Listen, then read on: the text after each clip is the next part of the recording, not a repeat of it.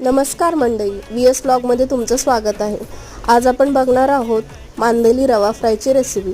तर इथे मी पहिल्यांदा मांदेली स्वच्छ धुवून घेतलेली आहे। त्यानंतर आपण ती मॅरिनेट करून घेणार आहोत। मॅरिनेशनसाठी मी इथे वापरलेला आहे ठेचलेला लसूण, लाल तिखट, हळद, मीठ आणि थोडंसं कोकम।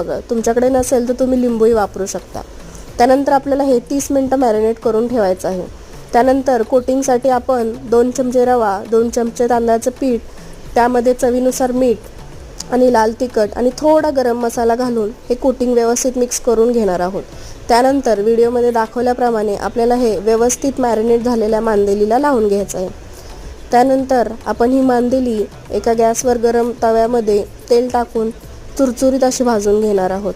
ही मांदेली आपल्याला मीडियम गॅसवर दोन्ही साईडून खरपूस अशी भाजून घ्यायची आहे।